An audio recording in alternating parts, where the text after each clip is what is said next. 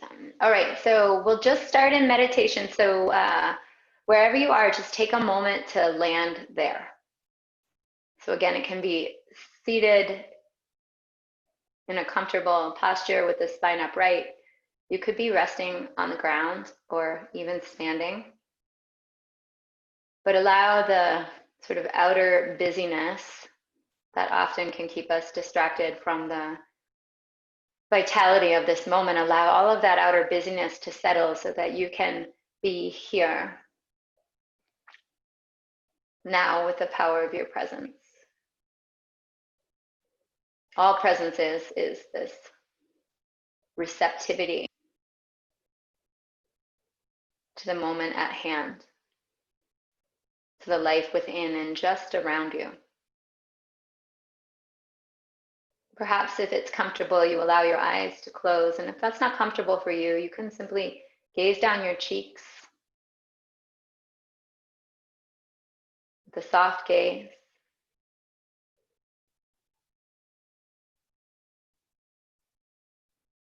For a moment, let's just all be in stillness and silence, land here.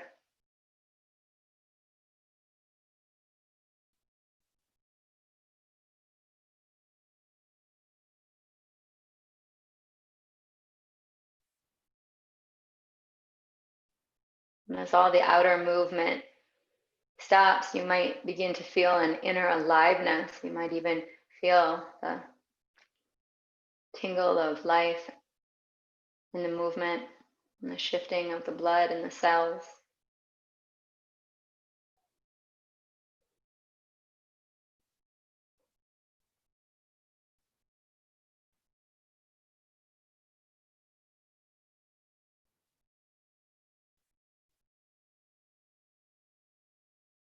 Simply allow yourself to experience each breath as it comes and goes, tending to each breath as a precious thing, a precious experience.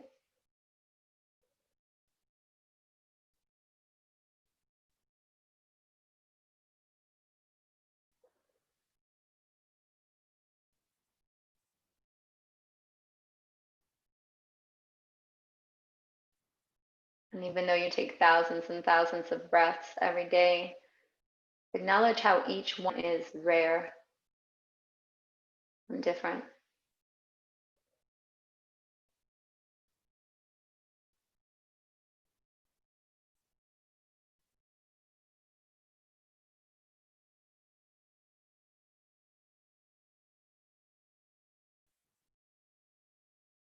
You allow yourself to experience the touch of breath in the hollow of your chest, in the space of your heart.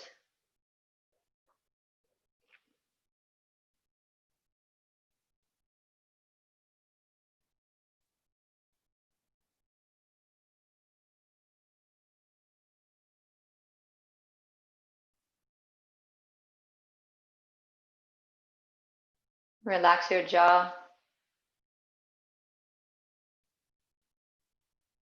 And allow the mind to slip from the space of the head to rest within the dynamism of the breath in the space of your heart, space of the chest.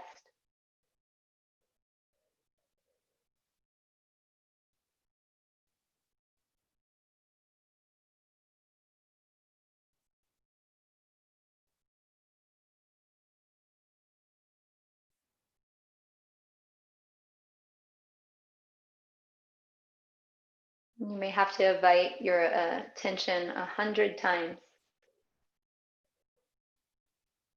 out of the head and back into the breath, on the experience of breath in the chest. And that's okay, it's normal. And know that every time you invite your attention back to this space of the heart, you grow a little stronger with your capacity for presence.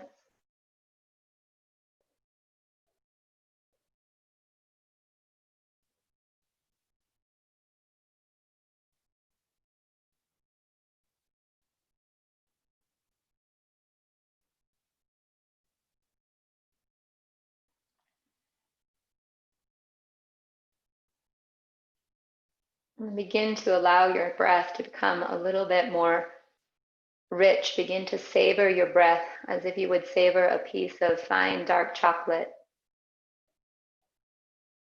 As you experience the breath here in the space of the heart.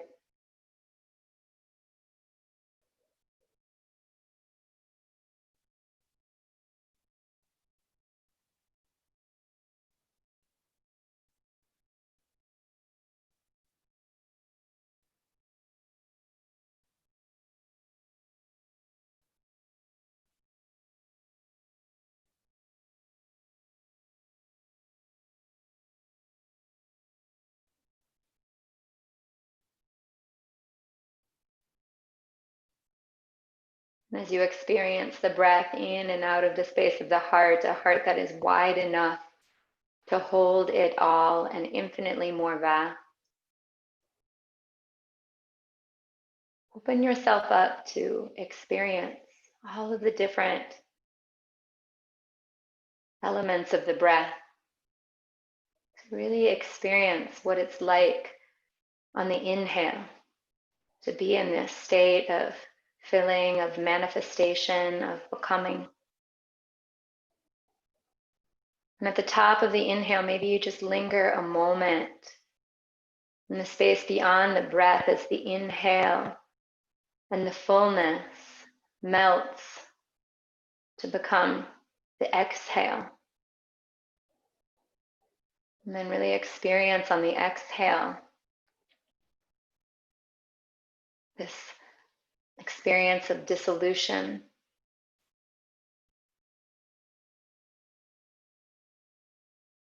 And at the bottom of the exhale, maybe you linger just a little bit in the emptiness.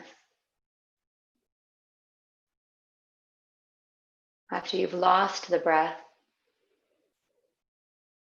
in a place that's empty yet full of potential. And then you follow the next cycle onto the next rare breath. So you just keep going, just really opening yourself up to experience both the dynamism of the manifestation of the breath and the dissolution of the breath, the inhale and the exhale, as well as this really amazing mystery when you allow yourself to linger in the spaces between the breaths.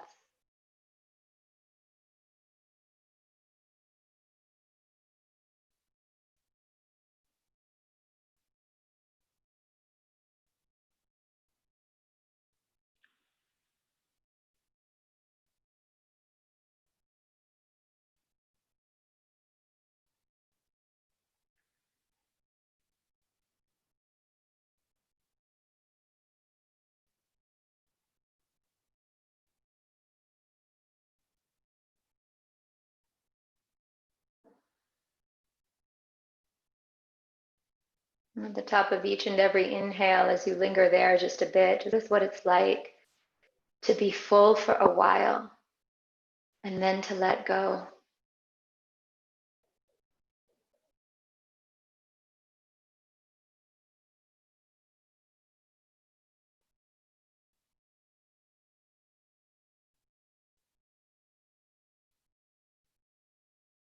And same at the bottom of the exhale. Notice what it's like to be empty for a while and then to receive.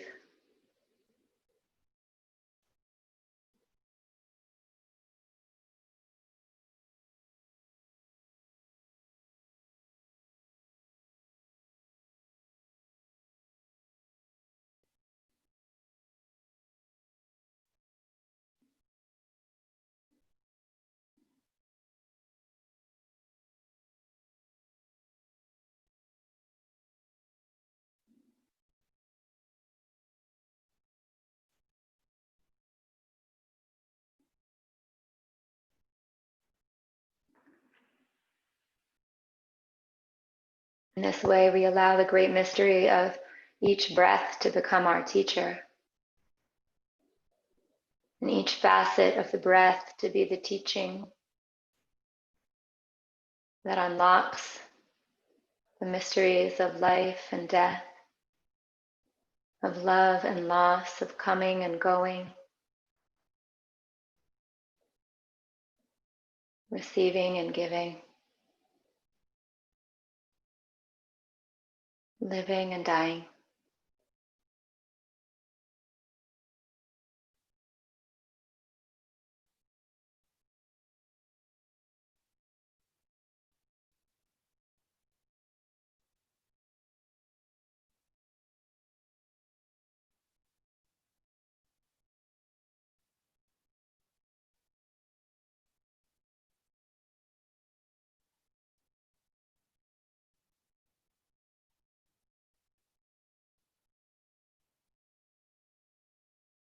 And as you continue to experience the fullness of each breath,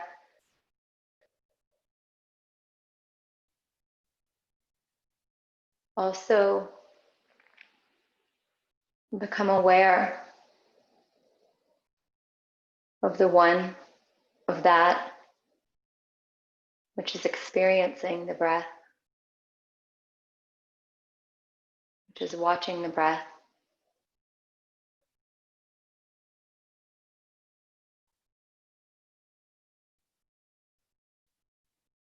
an abiding awareness that remains eternal in the midst of all of the coming and going.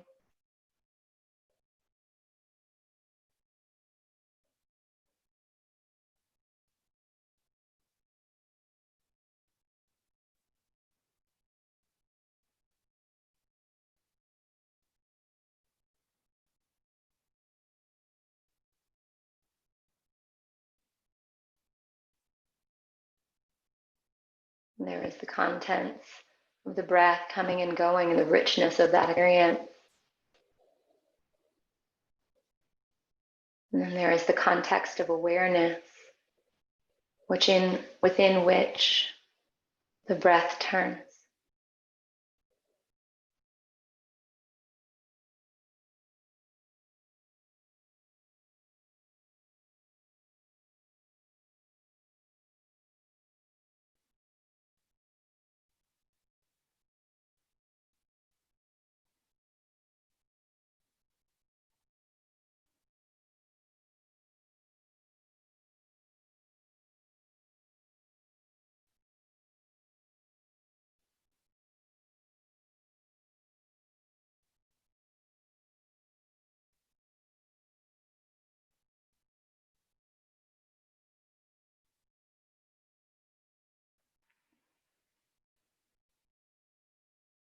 Just acknowledge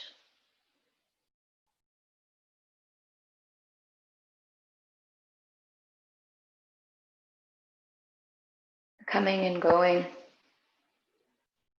of the breath, the dynamism of life, as the fundamental essence of existence.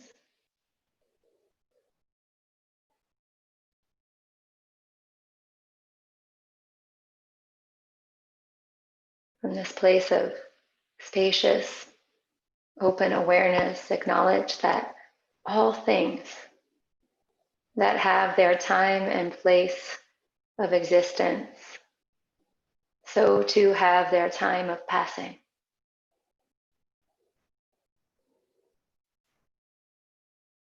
This is an unbreakable law, an unshakable truth.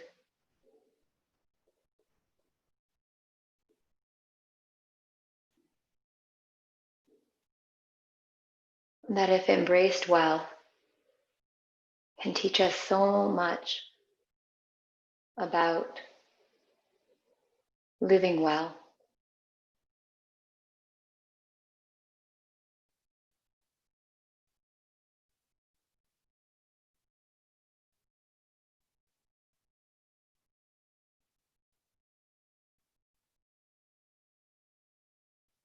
And acknowledge here in the space of your vast and unbound heart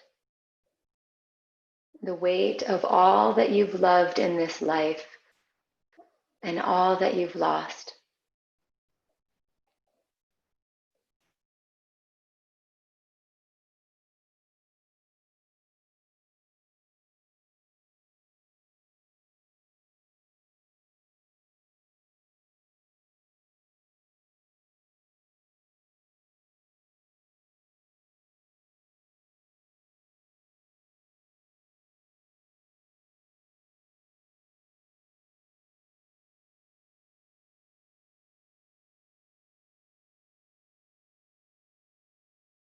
Perhaps that evokes a sense of gratitude or a sense of grief, or maybe a little bit of both.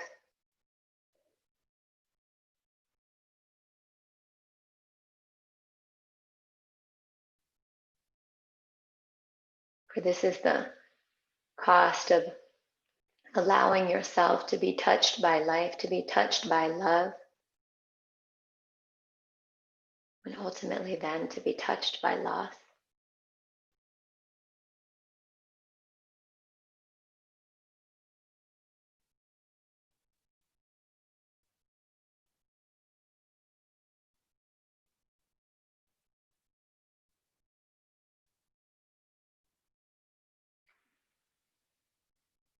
And as you breathe in and out of the space of the heart,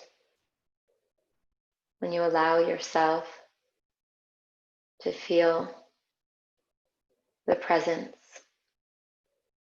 of all that you've loved and all that you've lost, again, become aware of the one, of that which is aware of this, which notices, the one that sees, the one that feels.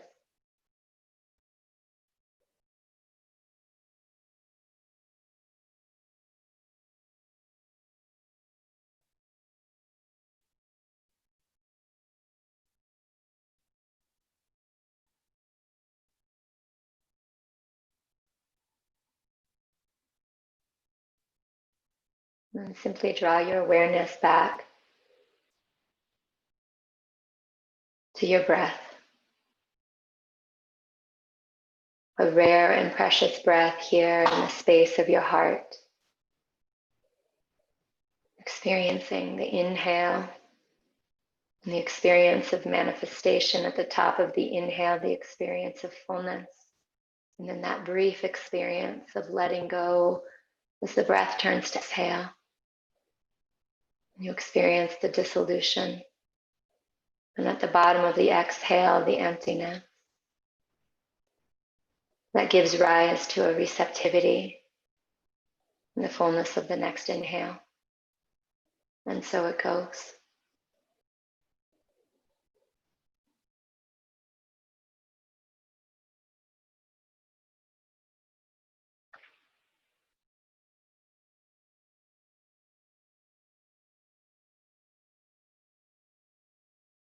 And just put one hand over your heart and the other hand over that.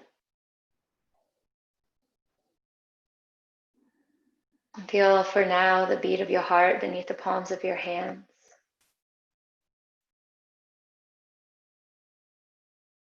And acknowledge that one day this too shall cease to exist.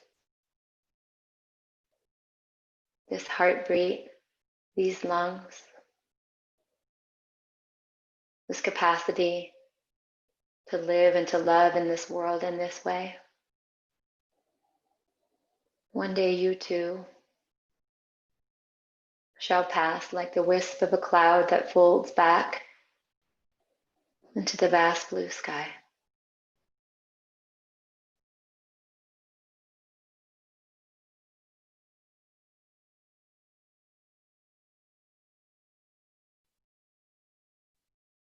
In the face of this truth,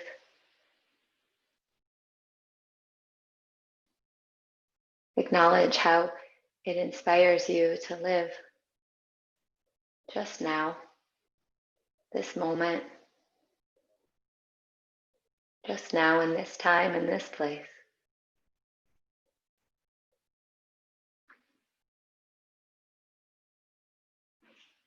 Let it reveal to you what really matters.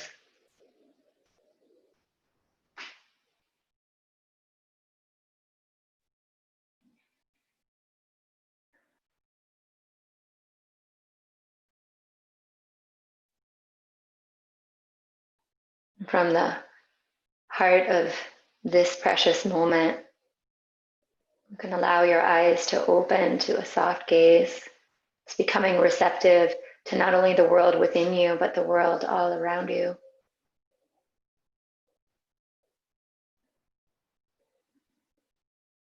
You can release your hands.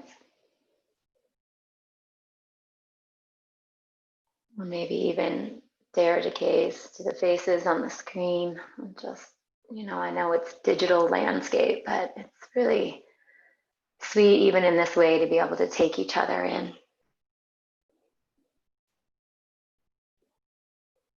And just to honor, the preciousness of this group and of this meeting. I mean, when we enter into space with each other, it's really amazing when we can remember what a rare and precious gift this is, that we are not all going to be here forever, and that whatever brought all of us here together is a really a rare and precious gift, to remember that one day I'll pass and that you'll pass, and like it just allows us all to treat each other in this moment with such a tenderness that I think that we've forgotten in this world today how precious we all are.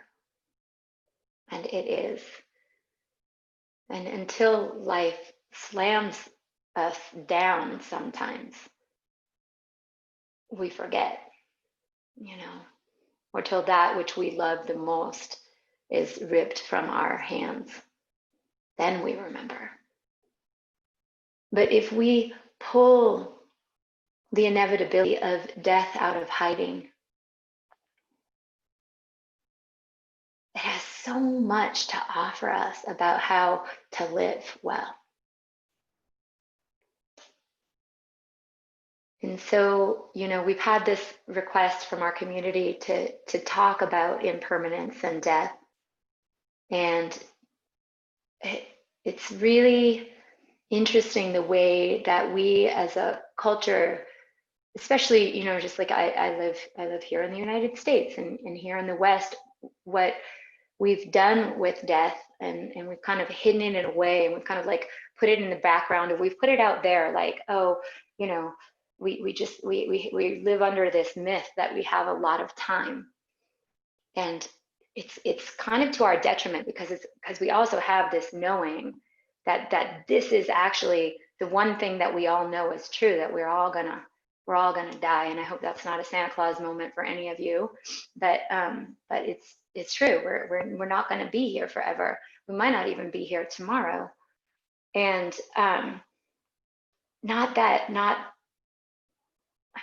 when we look at that in that way, it doesn't necessarily bring us down, but it allows us to become fully alive. And what tends to happen when we put death over here, or we stuff it away, or we tend to hide it, it becomes this underlying fear that triggers our fight, flight, or freeze side of the nervous system.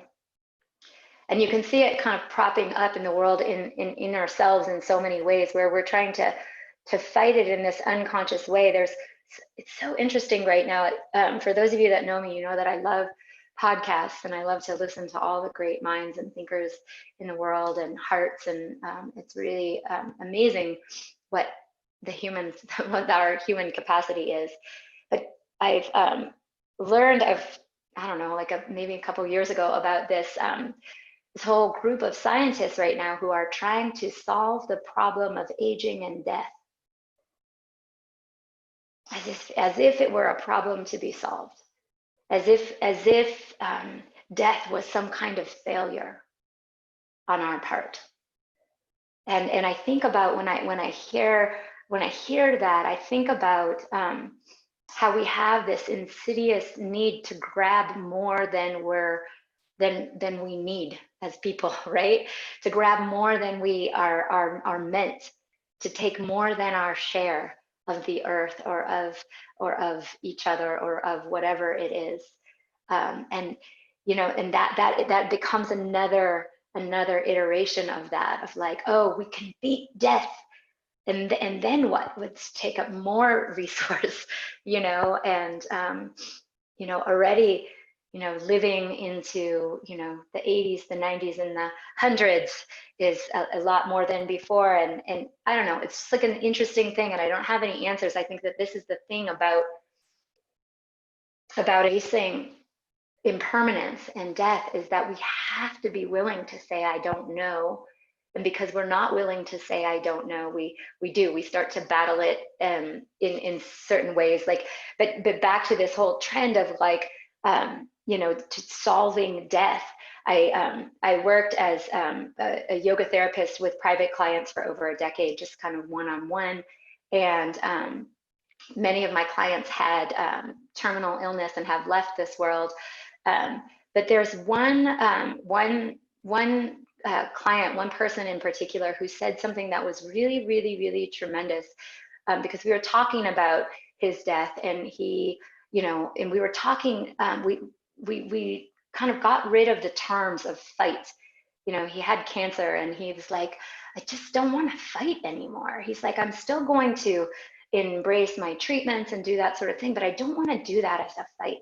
He says, you know, he told me, he said, Meg, you know, cancer is going to take me down, and I could go down fighting, or I can go down loving. And that's always stuck with me. And he didn't fight his cancer. They gave him 6 months to live when he got diagnosed.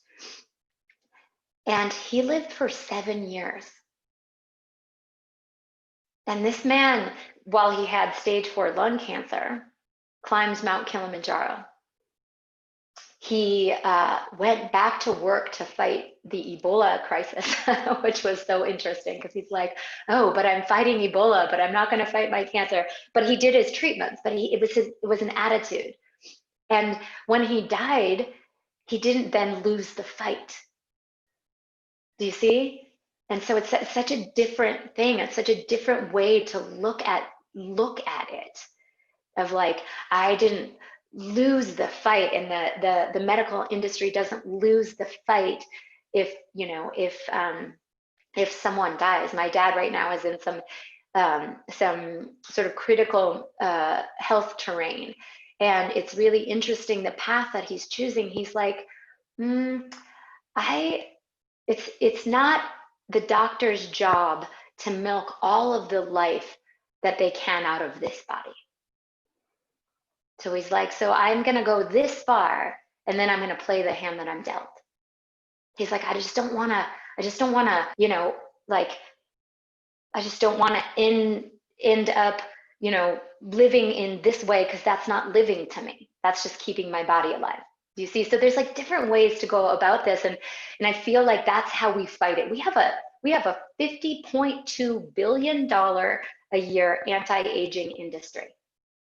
We have this obsession with youth, and we are losing the wisdom of our years and our elders, because we're also stuffing them away, because we don't want to face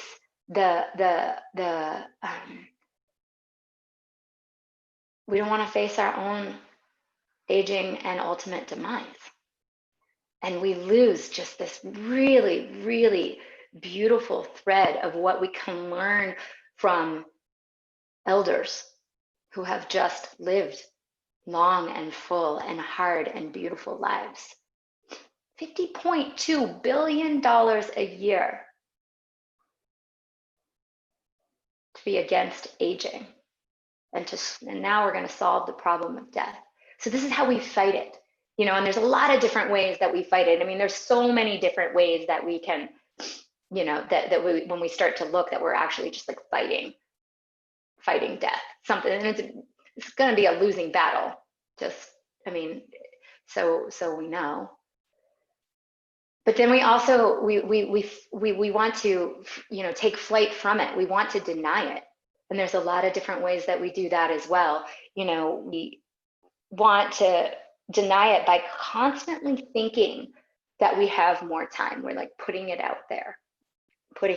We have more time. And if I have more time, then I don't necessarily have to be ultra kind to my daughter today when she's having a hard time and she's triggered my buttons. Then I can actually pick up that fight with her. Do you know what I mean?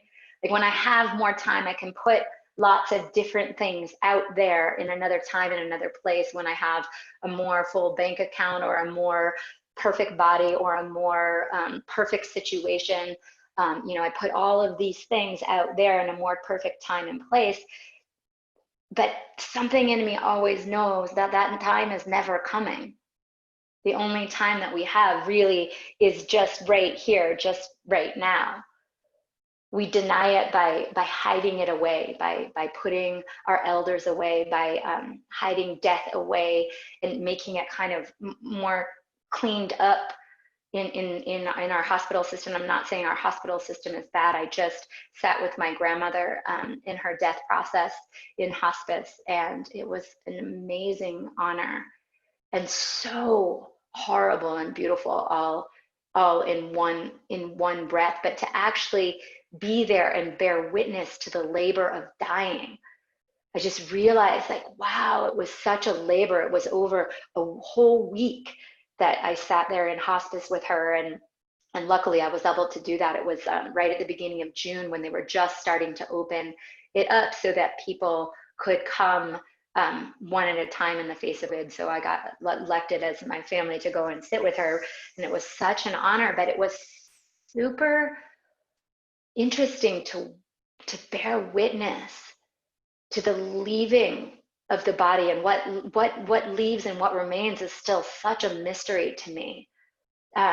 You know, I even think that sometimes our spiritual practices can be a way that we deny death, even though a lot of the spiritual traditions are like, look at death, like it's right here in our faces. But, you know, in trying to somehow name what happens when we die, you know, somehow keeps us a little bit more comfortable with saying, I don't know, and what this mystery could be, and kind of denying death, like, oh, I could live forever as this thing or as that thing, and just instead of just saying, like, I don't know. And it can bring us a lot of comfort as well. And I'm not saying that we can't lean into our spiritual practices and our religions and that sort of thing. But just notice when it becomes a sort of denial of death and a denial of impermanence versus an embrace of that, you know. But sitting with my grandma and taking death out of hiding, and I've sat with a few as they've passed. But it's so interesting because some of the people that I've sat with have been younger, and my grandma was 98. And some part of me, when I sat with my friends and my clients who are younger, some part of me still really felt there was a wrongness in their death. And some part of me, even as I was sitting with their dying, really felt like, again, there was something to fix, a problem to solve. And when I went in to sit with my grandmother, there was nothing to fix. Like, so it was like this really interesting dynamic between the two. There was nothing to solve. I wasn't going to be bringing her home. And there wasn't even a want to bring her home. The want was to see her on and to maybe just catch a tiny glimpse of grace. And I realized that the body is such a bully. Her body just was like hanging on. She was ready. She told me, you know, up till this point, she was ready. But her body would, like, you know, the breath would stop, and I would think that this is it. And then her body would, you know, she had this big hollow mouth, the jaw kind of hangs flat, and her mouth was hollow, and her chest was like, she was so thin, and her chest was just like this big cavernous hollow. And her body would just like continue to force her to breathe when you could just feel how ready she was to go.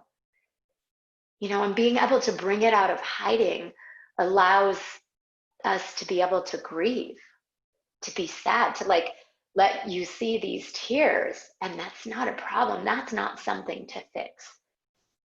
You know, when we put death in hiding, we are not allowed to grieve it. We're not allowed to feel the weight of our love and the weight of its loss. Or maybe we just freeze. You know, that's the other part of the fight, flight, freeze. Maybe we just freeze in the face of death, and we don't allow ourselves to live fully or love completely, because we know that the other side of love is loss. And then that's the cost of loving fully, is grief. And we as a society will not allow ourselves to feel that kind of pain. But I think that we could, if we could pull death out of hiding and name it as holy and allow it to be our teacher. You know, what could it teach us? And how could it show us better how to live? You know, so I just want to open it up to you guys. You know, that was a whole lot that I said here, and I know that we've got some. Oh yeah, here we've got some comments on here. As a 2-time cancer survivor, I don't use the word battle or fight. I just live. Best way. I resonate with that. You know, it's really interesting. I would love that you said that. Where are you on here? There you are, right? Okay. I'm like, where? I can't find you in my screen. There you are, beautiful. We've been in communication over like the interwebs, but I've never seen your beautiful face. Hi. So happy you're here. You know what Thomas, this is the guy I was telling you about that passed away. He also is such a wise person, but he also said this, you know, the same thing that you're saying, my dear, is like, he said, I wouldn't wish this upon my worst enemy, but this cancer has given me my life back. You know? And so I don't know, you know, would you like to speak to your experience a little bit? I mean, I don't want to put you on the spot, but yeah, if you wouldn't mind, I would love to hear your voice. Let's see. Hi, it's a pleasure. I follow you. I love your teachings. I love your offerings. Thank you. Yes, I had ovarian cancer at 21. And I had breast cancer recently 3 years ago, both pretty advanced. And I think with being so young with the first cancer, I really lived with it, but I had a lot of anger, a lot of frustration, a lot of grief and loss that wasn't expressed. And I think this cancer has been an amazing teacher. You know, when you're in it, it can be overwhelming. But if we see, like you're speaking on that, death as a teacher, it's a process that we're all going to pass through. And so for me, cancer was such a beautiful lesson of compassion, of giving my all, of surrendering. You know, I revisited the Upanishads and the story of Nachiketa and, you know, the sutras, and that really enriched me. And with my first cancer, I was like, I'm going to battle, I'm going to fight. It was like an enemy. It was like all this aggression, you know, you already have these chemo treatments and relationships dissolve, because that's what happens when you have cancer. People leave your life, you know, and you have all this anger buildup. And with the second cancer, it was so liberating because I didn't have that anger buildup. I was accepting, and I fear death. I'm going to be honest. I'm not like, yay, I'm made friends with it, but it's a subtle dance I have with death. I like to say it's a dance, and some days I accept it and others I don't. And at the moment I'm cancer free, but yeah, for me it was very liberating because I stopped saying I'm battling cancer. When people would see me without hair, or when I stopped teaching at the studio, people would stop and say, are you okay? And I said, I'm moving through cancer right now. You know, I'm living with cancer. And I think it's so heavy. It's a society thing. I mean, at least here in Spain, where I'm from, people are like, yeah, I'm dying of cancer. Like, why do you say that? You're not dying, you're living. You're either dead or you're alive. You know, you are living, you can live, it's a verb, but you're not actually dying, you know? It's, you know, it's a way of looking at it and flipping it around. And thank you for speaking on your grandmother's death. I'm sorry for your loss. But it's beautiful that you were part of that process, and it's beautiful that you were there to witness that. And that's very special because your souls are connected in that way. And maybe she was there when your soul came into existence on this plane, and you were there when hers left. So your connection is really strong. Just know that. I feel that so much. And tell me, love, is it Reza? Is that how you say your name? How is it? Riza. Okay. I wanted to get it correct. Oh, thank you so much. It's so good to finally see your face and meet you. What a treat. Thank you.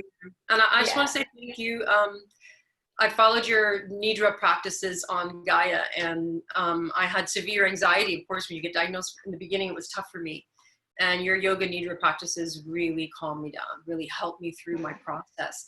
So without knowing it, you were a great process. You were a great facilitator for me to tap into that acceptance and that, you know, that consciousness of love, and knowing that even if my body would leave, everything would be okay. The soul is still connected. So thank you so much. That means a lot to me. Thank you so much. Yeah, that practice is amazing. Like yoga nidra is just such an amazing tool, and it's it is my honor to share, and I'm so grateful that that was of support to you. I mean, that's just what a joy to hear that. So thank you. And you know, you said something, Reza, in there that that I want to point out, like this fear of death, which I think is really important that you pointed out. Like, I'm afraid of death. And I think that that's the thing. It's like, it's okay. And it's okay. Of course, we're afraid of death. We want to live. We want to live the fullness of our lives.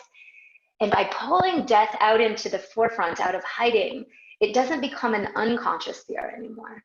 It's like, oh, right, I have this way of navigating with that fear that's a little bit different than just this sort of unconscious way that we sort of like pack it away. And so I think it's really interesting how consciously even the fear of death can be such an amazing teacher. And I just loved the tools that you gave about just reshaping language about I'm living with cancer and I'm moving through. So I just really wanted to repeat that. That was just really wonderful. And I'm so happy that you're here. Yeah. Thank you. You know, it's true. We're moving through life and death. We're moving through this you know, carnal process. We're developing, our soul is developing karmically, and the flesh is just part of that. And we're gonna dance with death. I like saying the dance because sometimes I want to dance, sometimes I don't want to dance. It's very scary. You know, I lost my mother at 4 years old, and so death has always been this elephant in the room, this horrible. I wasn't allowed to grieve or talk about it. It's so taboo in my family, and it's, you know, I love how in India they just honor that. It's just part of it. They have mourning, but it's a process. And if the sooner we embrace that, the more we could live. So there you go. Thank you. You're so wise. It's amazing. Yeah, and I think that you're touching on something too that's really amazing that I really want to highlight as well. Of like, when we stuff away death, we aren't allowed to grieve, and we need to be able to grieve our losses. And it can be big losses, but it can also be small losses. And we talk about death and impermanence, and there's so many things that loved and we lost, or that we've longed for and we haven't gotten, or whatever it is. And to really start to honor sadness and grief, I think is some important work of our time. I really feel that, because I don't know, it's just such a powerful emotion. And other words, it just shows up in all kinds of other insidious ways. And what a beautiful thing I feel grief is. Grief speaks so loudly to the amplitude of my love for something, or my passion for something, and then the depth of my grief for that can speak so loudly to how big that love felt for me and continues to feel for me, you know. And you know, I don't want to put all that I've lost over there on a timeline that says like, oh, the timeline for grieving is over and now that's done with. The things that I've loved and that I've lost, they're a part of me. You know, it brings me back to that, and I mention this a lot in these calls, to Ubuntu, that South African term that is about I am because of you and you are because of me. And even when you're gone, I still am because of you. And I still carry the weight of my love for you in the depths of my heart. And it's actually you know, the love of all that I've lost is in the marrow of my bones. And it's the impetus for the things that I do. And so to not be able to grieve that and to honor that, and to continue to carry that with me, not like some kind of burden, but as more like an honor, is the thing. And so, you know, I want to open it up to anyone else who would like to, you know, just share with how what if, or how has maybe death been your teacher, or what do you think, if we could pull death out of hiding, how do you think it might affect how we live? And so I saw some hands, but I didn't see who they were belong to. Did somebody raise their hand? You can raise your regular hand. Okay, over here, Tarantina. I love that. Okay, great. Hi. Thanks. Hi. I'll try and be as. I'll try and get through this without crying. It's almost 2 years that I've lost my mom, and in the place where she lived, they have a program called assisted death, and she knew that she had terminal cancer, and she knew that her body was going to waste away. And in the last 2 years of her life, after she found out that she had cancer, I witnessed her grow into the fullest, most beautiful human being that I could have ever wished my mom to be. She acknowledged all of the challenges that she had faced in her life. She made amends with the people that she had harmed. And she came to a place of just such gratitude. In some days, I mean, as Reza was saying, it was some days were terrible, and other days she was just so fully with us, though, and she was able to help me come to such a better understanding of how much our fear really drives us in life. I saw throughout her whole life how much she was driven by the fear of death, and yet as soon as death was present and inevitable, like you were saying, it really freed her up and allowed her to fully live. And so with the program that she chose, she had the opportunity to bring all of our family together in the last moments of her life, to share that with her, and to be with her during her transition. And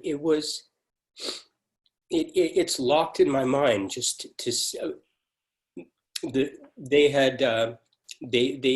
they give an intravenous injection of a painkiller at first, and that allows the body to fully relax, and then and also relieves the pain of the second shot, which is then what stops the heart.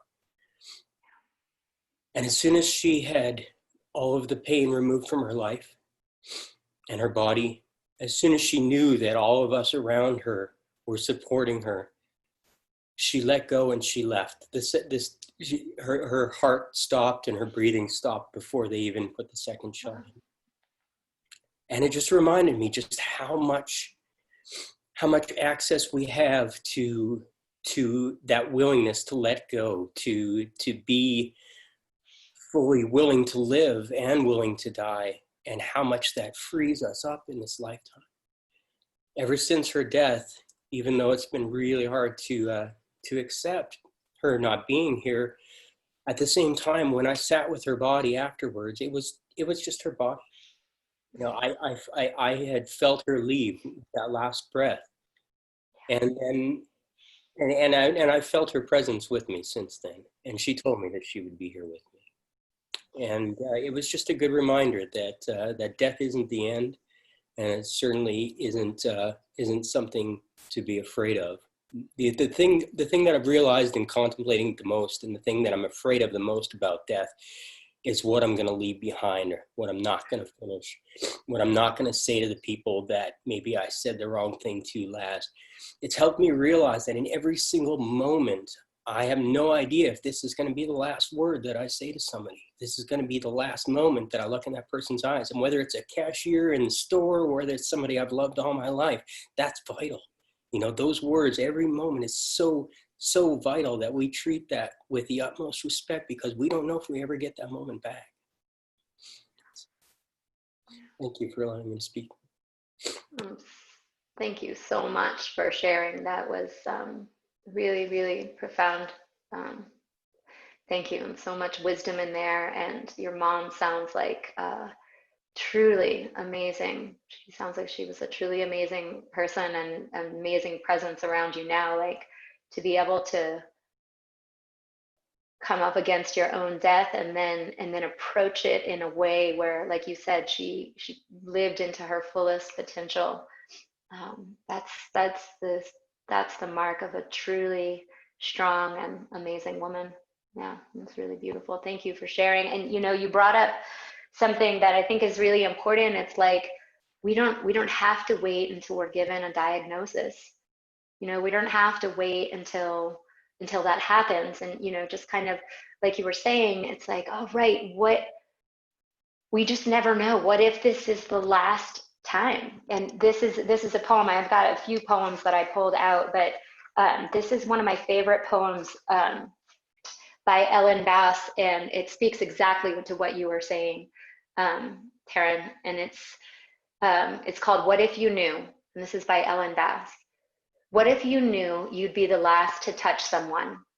If you were taking tickets, for example, at the theater, tearing them, giving back the ragged stubs, you might take care to touch that palm, brush your fingertips along the lifeline's crease.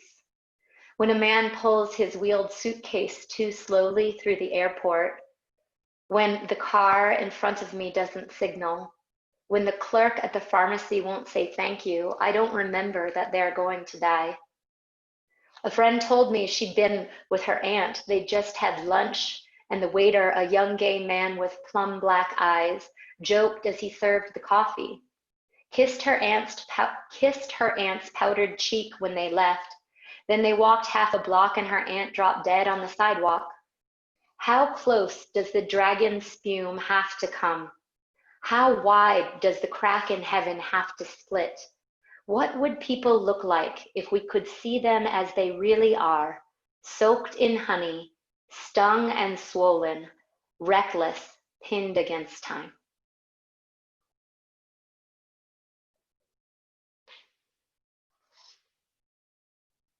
I know that I want to be really mindful of the time here, this time.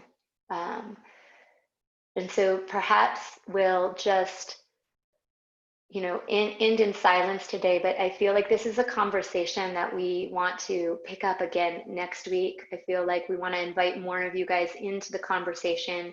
And maybe just this week, see if we could have the courage enough to pull death out of hiding and see what it can teach us about loving and living well and tending well to each other. Like Taryn was saying, like, what if this is the last time? And not in a way of like doomsday, but in a way of preciousness and rarity, in a way of consciousness and presence.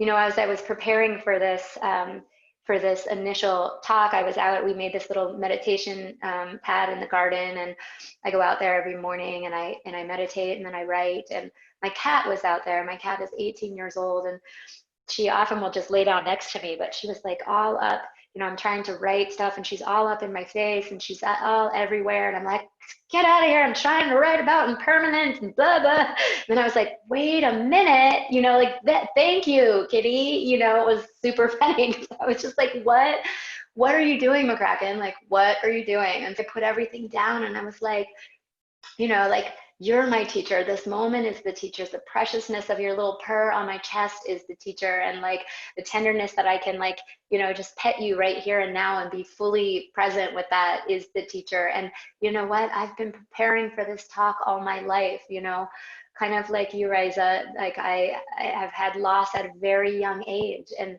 we know this because we're living. We know this. And I also might recommend before we go, there's a book that I love, and it's written by Frank Ostaseski, who was the founder of the Zen Hospice Project, and the book is called The 5 Invitations: What Sitting with the Dying Has Taught Me About Living. And it's just a really, really, he's an amazing human, and it's a really fabulous book. So if you just like felt the need to toss that out there, but let's just take a moment together. Quietly, to just sit together and feel the tenderness of what's been shared, and the preciousness of this gathering, all these hearts and souls.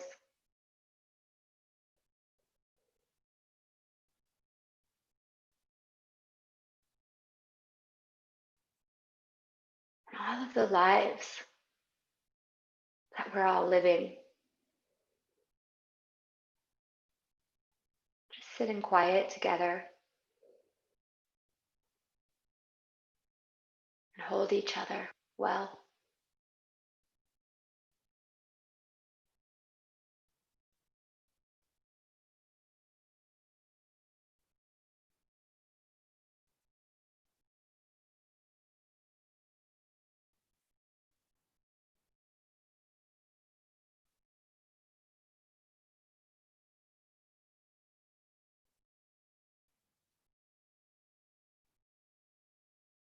I hope you can feel that presence, that compassion, that love.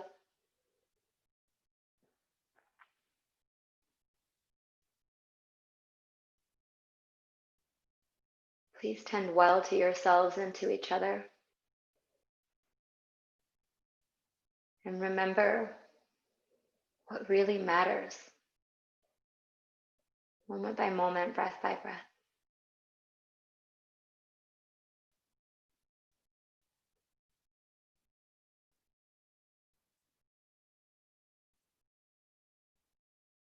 If your eyes are closed, you can allow your eyes to open.